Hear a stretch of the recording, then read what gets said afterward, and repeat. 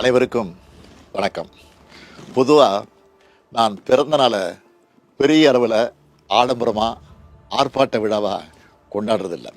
ஆனால் கழக உடன்பிறப்புகள் மக்களுக்கான நலத்திட்ட உதவிகள் வழங்குறது, கழக அரசோட சாதனைகளை, கழக கொள்கைகளை எடுத்து சொல்கிற பொதுக்கூட்டங்கள் நடத்துறதுன்னு செயல்படுவாங்க. இந்த முறை என்னுடைய பிறந்தநாள் வேண்டுகோளாக என் உயிரோடு கலந்திருக்கும் தலைவர் கலைஞரின் அன்பு உடன்பிறப்புகளுக்கு ஒரு கோரிக்கையை முன்வைக்கிறேன்.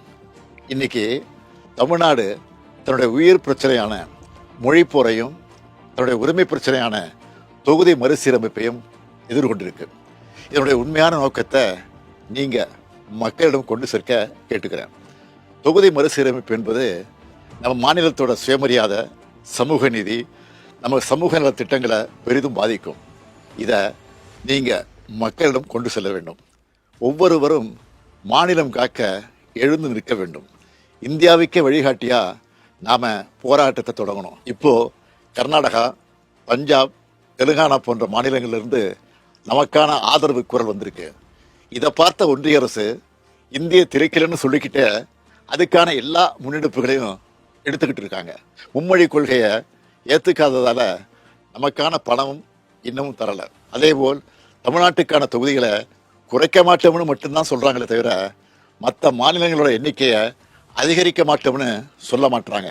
நாம் கேட்குறது, மக்கள் தொகை அடிப்படையில் தொகுதிகளை பிரிக்காதீங்க. நாட்டோட வளர்ச்சிக்காக மக்கள் தொகையை கட்டுப்படுத்தின தென் மாநிலங்களை தண்டிக்காதீங்க. அப்படி நடந்தால் அதை தமிழ்நாடும் திமுகவும் ஒருபோதும் ஏற்றுக்க மாட்டோம். நாம் ஒரு உறுதி எடுத்துக்கணும். தமிழ்நாட்டின் நலனையும் எதிர்காலத்தையும் யாருக்காகவும் எதற்காகவும் விட்டுத்தர மாட்டோம்.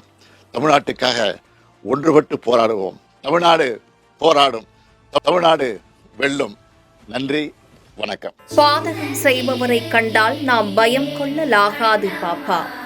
மோதி மிதித்து விடு பாப்பா, அவர் முகத்தில் உமிழ்ந்து விடு பாப்பா. அண்மை செய்திகளை உடனுக்குடன் தெரிந்து கொள்ள இணைந்திருங்கள் எம் நாடு தொலைக்காட்சியுடன்.